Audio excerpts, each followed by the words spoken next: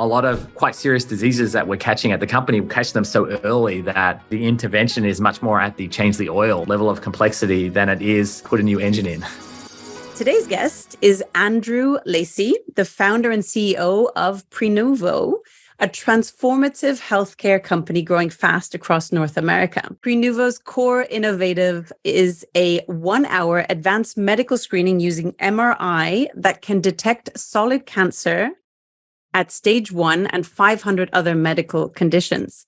Prior to Prenuvo, Andrew has extensive experience taking digital products from conception to launch in both his own startups, Tapulous and Zap, and large corporates like Disney, Lebara, and various large banks and insurance companies. Andrew's education includes MBAs from Stanford University, a JD in Law, and a Bachelor of Economics from the University of Melbourne, Australia. And Andrew, for you, dear audience, has kindly offered to have $300 off your comprehensive exam. So just check out the show notes for the code. Welcome to the Longevity and Lifestyle Podcast, Andrew. I'm really excited to have you on today. Thanks, Claudia. I'm really excited to be here. That's quite an introduction on me. I've not heard that before so extensively. Yes, and you've done many different things as I have as well, which is always great. What led you to Prenuvo and what you're doing there, and why is a full body MRI scan for preventative health and early disease detection your passion now? Well, I think it's funny, I would say one of my characteristics that you might be able to glean from my work background is I have a very curious mind. So I like to work on a lot of different things, spanning boundaries from law to medicine to business. And I think probably I'm hopeful to some extent that that's part of the secret of longevity is to keep your mind very active. It is. I hit my 40s not very long ago, and I was an entrepreneur that worked quite hard, carried a decent amount of probably low-level stress. And I started to look in the mirror and ask myself the question, am I okay? Is all this effort that I'm putting into my life going to pay off one way or the other in making the world a better place or, making a better future for myself? And I didn't have an answer to that question. So I went out and tried to learn what I could. And I did colonoscopies and genetic tests and Horvath clock diagnostics and all these things. And they gave me these little point answers. They told me something, but there was nothing that told me a real comprehensive answer. Yeah. I ran into the founding radiologist at Prenuvo around this time, and I went in and did a scan. And I learned more about my health in that scan than the medical system had told me my entire life. And I really just felt like I had this visceral feeling that an entrepreneur sometimes get, like you're seeing the future. And it became my mission thereafter to find ways to bring this technology to as many people as possible around the world. So beautiful. And what does that journey look like? How are you expanding it? What's the vision there? So we've gone from one clinic in Vancouver, Canada 3 years ago to now we are in 9 locations around North America. Amazing. We're opening another 4 locations this year. We're actively looking right now in Europe and the Middle East and Asia. So we're really working pretty hard to scale the business horizontally while at the same time kind of getting deeper and deeper into what we can learn from the scans that we're taking. Very cool.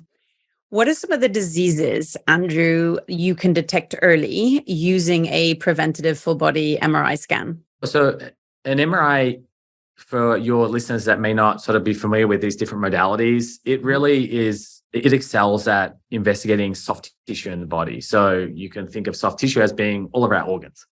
And MRI images the body. It's actually imaging hydrogen. And hydrogen is attached to water, to fat, to muscle. And by altering the frequency with which we image you, we can start to build sort of a histological picture of every little 3-dimensional pixel in your body and start to really understand what is that composed of. Is it blood? Is it fluid? Is it proteinaceous tissue? And that can tell us a lot about the underlying disease process that we're able to diagnose in each of the different organs. The scan itself is particularly good at looking for solid tumors. And the main reason for that is there's one sequence we use that's called diffusion. And diffusion really just looks for hard spots in the body. And for any woman that is told that they should feel their breast for lumps, We know this works because while not every lump is a cancer, every cancer is a lump. And the same is true inside the rest of your body. And with this machine, we're able to do that digitally, obviously at a much greater sensitivity than you could with your own hands. So for some people thinking, well, I've had an MRI on my knee. Do I need a full body scan?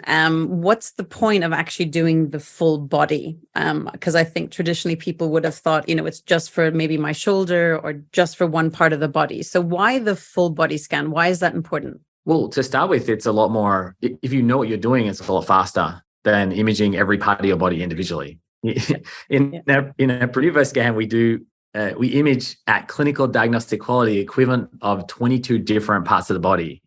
And in a regular hospital facility, that might take 20 to 30 minutes for every one of those parts. So really doing it in one go enables the scan, because no one wants to sit in MRI machines 20 different times over many hours to collect the same information. But then more fundamental is the idea that our bodies are not sort of a collection of parts. Our body is a dynamic system, and we can just learn a lot more about how our underlying physiology is responding to our lifestyles by looking at the entire body in one go.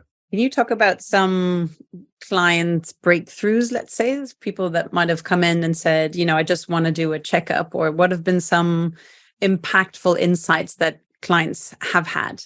Well, for us, it's been a real journey, because if I'm being totally honest, we thought this scan was amazing and let's work hard to get it in as many places as possible. And we understood that AI would be an important part of that. And we're doing a lot of research in the field of AI to see if we can develop models that can diagnose disease. But in the process of doing a lot of this research, actually, we had to first start to understand where all the organs are in our bodies. They're squishy and they're different sizes in your body than they are in mine. And we had to build a lot of fundamental technology just to sort of understand where things are and how big they are and the volume of organs or fat or muscle or things like this. And in the process of doing this, we started to get very excited about the ability of these scans to not only obviously diagnose disease early and therefore affect longevity, but at the same time, tell us an awful amount of information about our bodies that can really help us alter the way that we live our lives so that we can have much better health span during our lives. Can you give a few examples? Sure. I mean, I'll give you an example that came up even yesterday, and this is very anecdotal, but it's one of the things that I think as we collect more and more data, we may in fact be sort of furthering the field of science. We started to observe actually in a couple of patients that had smaller than average calf muscles. They also tended to have smaller than average brain volumes. And the theory goes that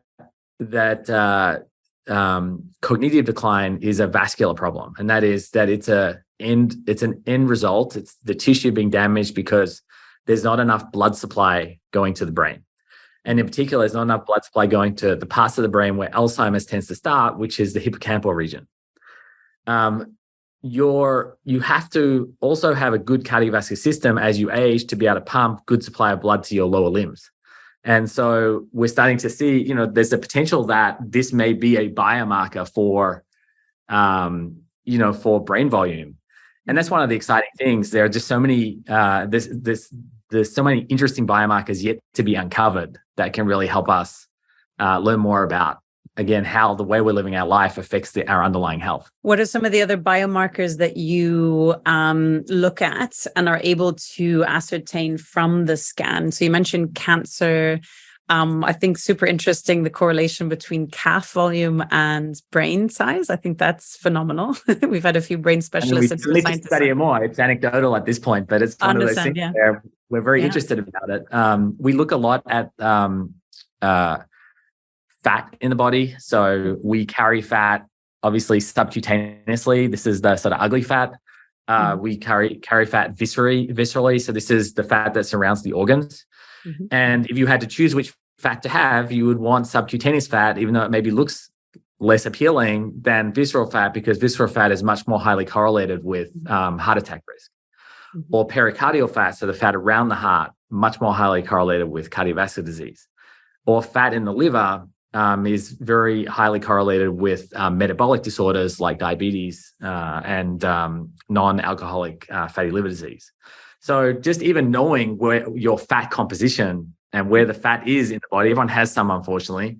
Where is it? Where is it hiding? Can be really useful information for someone who wants to, in between scans, work on improving their underlying health. So what would be a typical use case? Who is your client that can come to you, and what would that protocol look like between understanding if what they need to do, what are the preparation times after the scan, what is then some recommendations or protocols that you help clients walk through? At the moment, everyone more or less gets the same scan, so we don't yet customize it too much for the individual, other than we have 3 different scans and people can go on the website and sort of review those.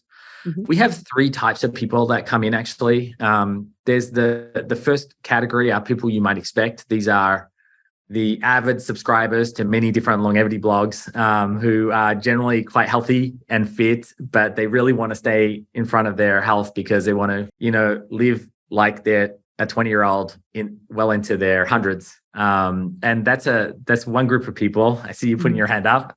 Yep. The second are people that have a much higher risk for whatever reason. They might have a family member that had cancer and passed away, or a parent that had a burst aneurysm and passed away. And for them, they're using us as a screening tool, but it feels much less discretionary, like not knowing what's going on with their health is really affecting their peace of mind. Mm-hmm. And as we know, the connection between mind and body, if people are not comfortable in their skin, it's going to affect their underlying health. Yeah. And then the last category are people that might have some indeterminate symptoms, and the medical system hasn't really helped provide them with some clarity about what's going on. Mm-hmm. We have a health system that is really good at diagnosing acute problems. So, if you go skiing and you break your arm, the medical system's going to tell you that you have a broken arm. Mm-hmm. But if you have, infrequent headaches or unexplained weight gains or losses, or every so often pain in your abdomen that you don't quite know what it is, mm-hmm. The medical system is pretty slow to actually diagnose those. And people come to us in some ways to get some clarity faster, so that if there is something going on, they can really start working on making themselves healthier a lot quicker. Do you also do blood tests around that? Do you do like a full holistic view, or is it purely different scans? At the moment, we're just doing the screening. I highly recommend that people also get regular blood tests. Mm-hmm. I also recommend that people, especially when they get into their 40s, do at least maybe one calcium score of their heart, just to make sure that they don't have a genetic predisposition to calcification. But to be really good at what we do, to be world-class at whole body screening, really understand it requires such a deep knowledge of the hardware and the software acquisition protocols, and increasingly the AI, that we've decided that that's where we really want to focus our energy and attention at this point in time. Mm-hmm. Exciting. Is preventative MRI screening safe for everyone? Are there any cases where you would say, it's not a suitable candidate? It's largely safe. There are some small number of people who are not able to do an MRI. So these might be folks that have a pacemaker installed.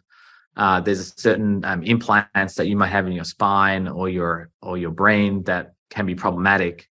But for 99% of people, the scan is indicated and appropriate for them if they wish to use it to get screening for their health. The process itself is very interesting and different. So when a patient comes into our facility, it's a much different experience to what you would expect from a hospital or an imaging clinic. There are no white walls. It's very warm and inviting and calm, and it feels like a bit of a spa. The machines themselves are very open. You spend a decent amount of time with your head outside of the machine for people that might have found MRIs claustrophobic in the past. And then finally, we have streaming television inside the machine itself. So the most often complaint we get these days is that they haven't finished whatever episode they were watching by the time the scan is done, which is very different to what you might expect in a sort of diagnostic hospital setting when you go and get an MRI. Yeah, I've heard a few complaints ahead of our interview. I was talking to a few people. They're like, "Oh, that tunnel is so scary. I don't want to go into it." So, for people who've never had an MRI, traditionally you need to be on a little sort of movable bed, if you will, that goes into a tunnel, and it can be very noisy. Some places offer music or something as well, but television is always a good distraction as well. What Yeah. about people who maybe suffer health anxiety and don't want to know? Or they're like, why should I get a scan? What do you recommend for people who are in that sort of category of health anxiety, trying not to know about things? Why should they still pay attention to this? That's a really great question. And it's sort of a hard one to have a very declarative answer because, if you're not one of those people, it's often hard to understand what it would be like to be in those shoes. I mean, this is a clinical diagnostic scan. So everyone learns something about their health. More often than not, those things are very early and can be treated and I use the word treated in sort of italics because oftentimes the interventions that you need to do are changes to lifestyle, not interfacing with the medical system. For people that really are nervous about this, I guess the philosophical question I would ask people to reflect on is this idea that the reason why getting diagnosed with a disease is scary has much less to do with us than it does with the medical system. Because we live with a system that diagnoses disease at such an advanced stage ordinarily that word itself, disease, is sort of associated with life-threatening, expensive, low probability of success, scary. And I would love, as we grow this company, to really challenge that definition of disease. Why does it have to be such a scary thing? Why can't we start thinking of it as, early, non-medical, high probability of success, informative rather than scary, and so on. And so that's what we're sort of working towards as a company. Beyond just building the business, is changing in some ways the definition that people have with medical conditions, and make it one day be maybe like when you go and get your car serviced and they tell you, you need to change the oil, that's not a disastrous, horrible event. It's just something that you have to do. And I think a lot of quite serious diseases that we're catching at the company, we catch them so early that sort of the intervention is much more at the change the oil sort of level of complexity than it is sort of put a new engine in. Yeah, I mean, for those listening and watching who've been following for longer, what you'll hear time and again from all the different scientists and doctors and everyone I have on, prevention is better than cure, right? So I think it's getting in there early, and this is a great modality to actually understanding if there is something that comes up as well. I had a friend who did one of these scans and they detected also like early cancer that was able to be treated, and now, she's completely fine. But I think that a bit more, if you will, old school method of denial. I'm thinking sort of my parents' generation of like, I'm fine. And then it's like stage 4 cancer. It's like there is a in-between place. And I think with technology, with lifestyle interventions, when caught early enough, including for dementia and Alzheimer's, that's the beauty of nowadays, that we can actually reverse so much if caught on time. So it's great to have modalities like this MRI scan to do it with Prenuvo as well. Not just that, but to give an example, I mean, this is oftentimes the first time someone looks inside their body. So we all wake up in the morning, we go to the bathroom, we look in the mirror, we know where every imperfection is on our skin, we know where every mole is we have, but we have no idea what's under the skin.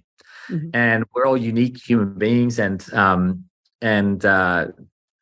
there's a lot of interesting insight there that are not even necessarily medical conditions, but are sort of really helpful to know as we work to optimize our life. I'll give you an example. About 0.6% of patients that we scan have what's called a horseshoe kidney. What is a horseshoe kidney? A horseshoe when we are a fetus, we actually start with one organ, and then as the fetus develops in the womb, there's sort of that one organ splits in two and becomes 2 kidneys. And in around somewhere between 1 in 200 to 1 in 300 people, it doesn't split. And so you only end up with one really big kidney that sort of looks like a seventh ab, if you happen to be particularly fit. And for people that have this condition, they have a high risk of an infection and they have a slightly higher risk of kidney cancer, I believe.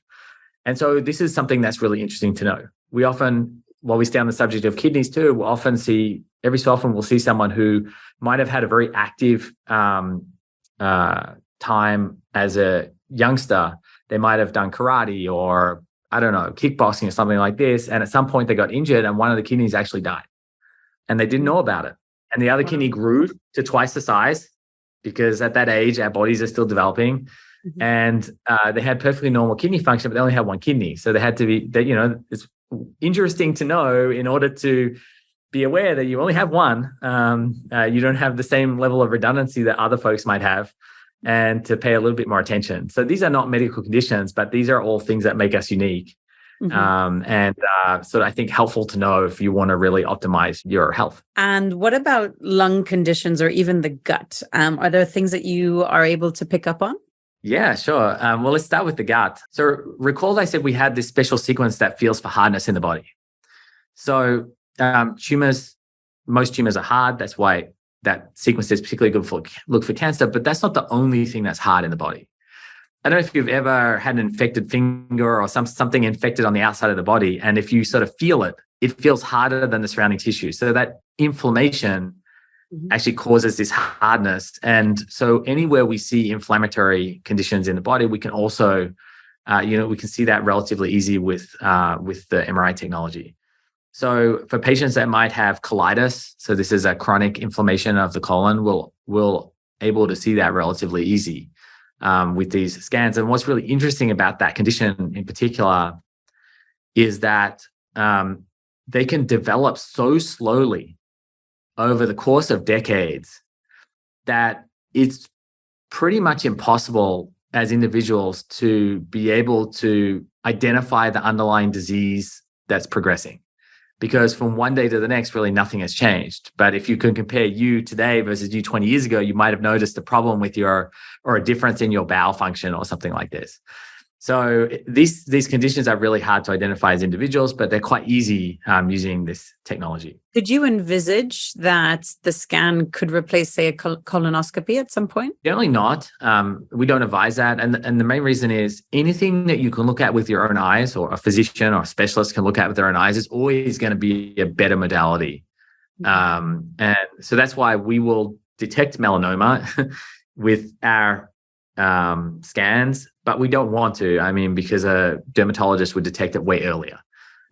With colon cancer, we will detect colon cancer once it starts constricting the colon wall. So still localized, but we won't see the polyps that are the precancer. And of course, when you do a colonoscopy, they don't just check for cancer, but they also remove those precancerous polyps. And obviously, we can't do that digitally with an MRI. So we don't recommend it replaces colonoscopy. We also, at this stage, don't recommend that these scans replace mammogram.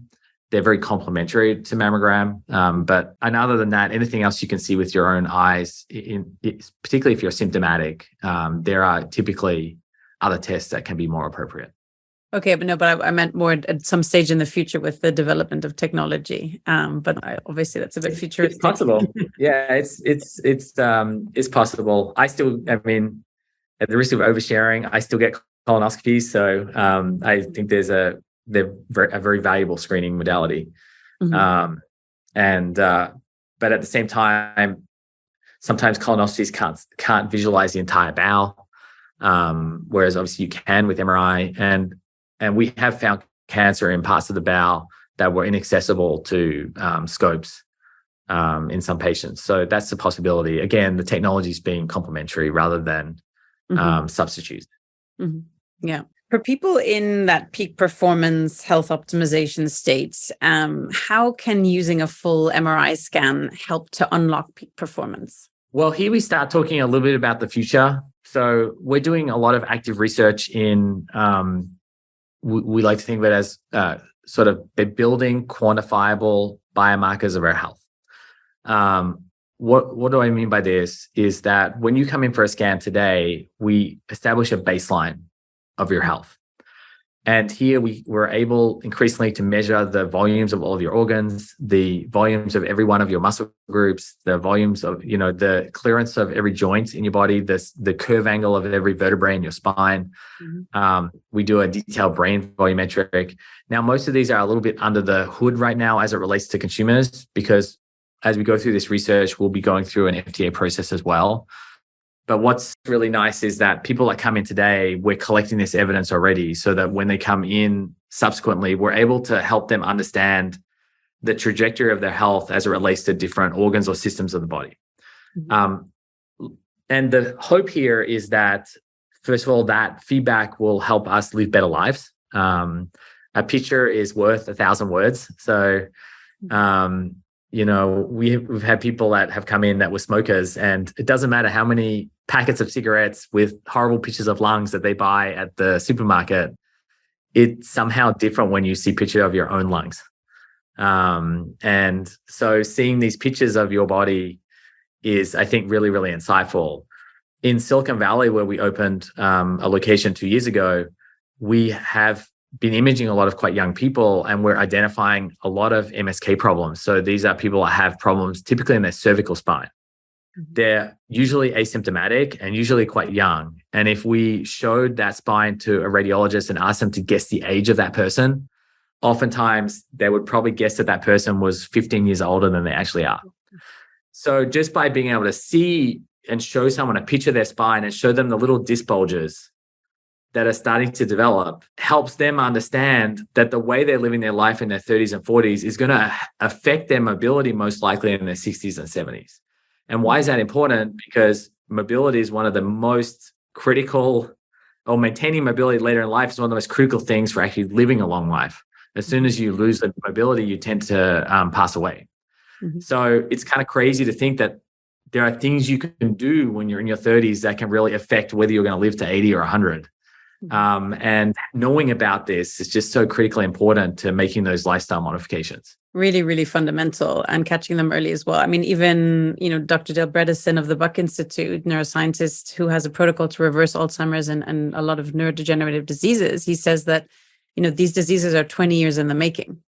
So if caught on time, right, and caught early, are preventable, right? So that's the beauty of it as well. So, working hand in hand with things like these MRI scans is really beautiful. The only unfortunate caveat is that a lot of the interventions tend to be the things that we already a little bit know are good for us, which is, eat healthy, exercise, don't sit in front of a computer for too long, these sorts of things. But again, sometimes really being able to see the picture is the visceral moment that encourages a lifestyle change. Yeah. Or to see what a trajectory could be like if nothing is done. Not everyone has that epiphany moment, but some do. And for us, because we image so many people that are quote unquote normal. So in our medical system, you are normal until you have advanced disease. So we're imaging all these people that have not been diagnosed with something, and we're seeing varying states of disease progression. And so, being able to actually diagnose these conditions a lot earlier really can sort of help our understanding of disease and what we can do about it.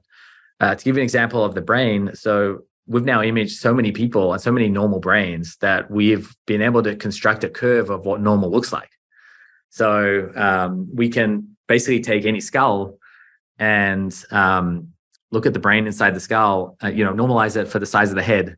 And we understand or begin to understand now, what does that curve of brain volume loss look like that is normal, and what would be an abnormal amount of brain volume loss?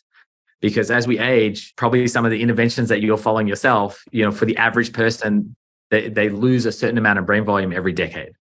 And the question you would like to know as an individual is, how is my brain volume comparing, or my brain volume loss, if there is any, comparing to the average? Am I doing better or am I doing worse than the average? And over time, I think we're going to be able to answer that question, not just for brain, but for all organs in the body. That's super exciting. And then obviously look at protocols on how to reverse it, right, and improve it. Do you make specific recommendations, or do you say, these are your results, this is what we're seeing, speak to your medical professional about it, or how are your recommendations? Here, it's kind of nice to come from not the medical world to some extent, because my focus really was on building the service that I would like to have as a patient.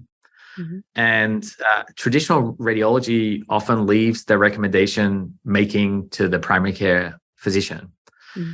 And the problem with that is that we as radiologists see so many more conditions more frequently than a primary care provider does, that the radiologists are much more able to understand what should be the next course of action.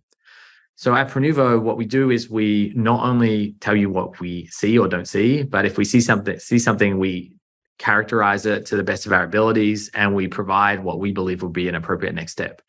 And that's useful for the patient so that they can then go and interface with the medical system from the point of view of having knowledge. So you might have heard this expression, be the CEO of your own health, or, be your own best health advocate. So the goal is really to enable patients to do that. But then also, frankly, physicians, and we work with hundreds of physicians, find it super helpful for them because, it avoids them having to then go and figure out what should be the next step, and particularly for some rare conditions that they may not see very frequently.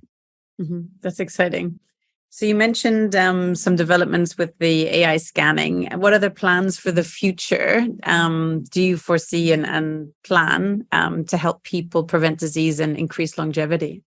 Yeah, I think the real promise of AI, and this is where we're doing a lot of active research, is in being able to identify trends and biomarkers that radiologists otherwise can't see. Mm-hmm. So I think a lot of people are focused on AI as replacing radiologists. And I don't know if that will happen, but I think what's even more exciting is using AI to potentially sort of distill insight from this volume of data that a radiologist could never do. That for us, I think, is probably some of the most exciting research that we're doing as a company. We just published or presented, I believe, close to 20 papers in the last 6 months, just looking at the brain and what aspects of lifestyle in particular were correlated with different, increases or decreases with of brain volume. And a lot of this was very insightful. And again, this is part of the advantage of being able to apply these very, very detailed volumetric models on brains that are, again, quote unquote, normal in the eyes of the medical profession. We can really start to learn a lot. And that's where I think we'll be investing a lot of time as a company. That's really exciting. Andrew, if you could live to 150 years old with excellent health, how would you spend it? I would probably just, in some ways, continue to do what I'm doing, which is have a curious mind, move from one sector to the next, identify cool, interesting problems that the world needs solved, and, work hard to see if we can sort of build a better future for the people that come after us, to be honest.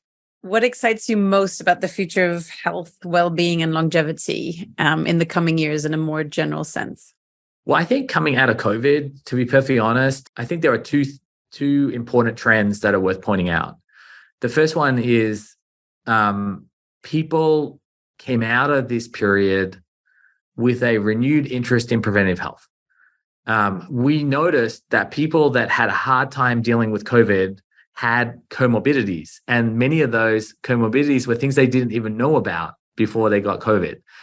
And so I think people are a lot more interested and excited to understand what's going on underneath the skin that I may not know about, that I can do something about today. So we saw that even, I believe, probably 3 or 4 months into COVID, we had the same, we were growing our business, from the time right before COVID. So aside from a very small blip, I think there's been such a renewed interest and excitement in preventative health. And that's really exciting for this space. Because as humans, we can tend to procrastinate and not necessarily want to sort of go looking for things that we may not otherwise feel a need to look for. The second thing, sort of interesting trend, unfortunately, is I think a lot of people started to understand that the medical system doesn't do a good job of preventive health, and that we have a very reactive medical system, and that if we want to live long, healthy lives, we sort of have to take that into our own hands to some extent. I hope that's not where the medical system evolves. I hope it evolves towards preventative care and away from reactive medicine. But I think people realize that we only have one life to live, and it sort of we have a responsibility to ourselves to really sort of take control and really take ownership and responsibility for maintaining ourselves in good health. And I think in light of this, you're seeing not just Prenuvo, but many other companies that have sort of started up to look at, preventative mental health or, wearables to track sleep patterns and things like this. So I think there's just a lot of interest, and there's a lot of new and exciting companies that are starting to really have impact in this preventive health space. And I think that's pretty exciting. It's a great place to be. I totally agree. Andrew, have you done any particular changes for preventative health for yourself over the last years? Like what are some of your new protocols? So I get imaged myself every 6 months or so. Usually I'm a guinea pig when they're, in a new clinic or when they want to experiment with something. I noticed I went and raised money for this business about a year and a half ago. And I was imaging my spine throughout the process. And I saw my spine, my cervical spine, go from a normal curvature to pathological straightening, simply because of the stress that was involved at the time of doing this fundraising. Wow. So for me, it was like such a reminder that, can you imagine if one's life was sort of defined by chronic stress, just the impact that could have on the body. And I could see it in my own scans. And so I went out and bought a treadmill desk. And now when I work out of my home office, I usually walk something like half a marathon. And I have noticed that my posture is a lot better. I've noticed, and I've been able to look at my scans and see that straightening reverse back to a nice normal curvature. And for me, it was proof that, these interventions can work. And I think as we study more and more, we're going to learn, in fact, that a lot more things that we thought were potentially not reversible may well be able to be reversed if we can identify them early enough. I think, Dale's research into dementia being a really great example of that. We thought that was something that, couldn't be reversed. But if you can identify it early enough, there are actually things that you can do. So that was my big aha moment, is like, holy cow, look at my spine. And I start to see the bulges now. I want to stop this right away. And it was the best investment I made, actually. Very cool. For listeners interested in understanding Prenuvo and longevity better, what online resources would you recommend they start with? Well, it's a bit of a minefield, if I'm being totally honest. People have tried to do screening for a long time. And 20 years ago, they started doing screening with CT machines. So CT is a spinning X-ray. It's great for bone. It's not great for soft tissue. And so it resulted in a lot of false negatives and also a lot of false positives. Doctors universally hated it. And then in the last 10 or so years, people have been trying to do this with MRI. But because MRI is very slow ordinarily, they only are ever able to take kind of fuzzy pictures, shall we say. And those fuzzy pictures mean that you end up having a lot of false positives.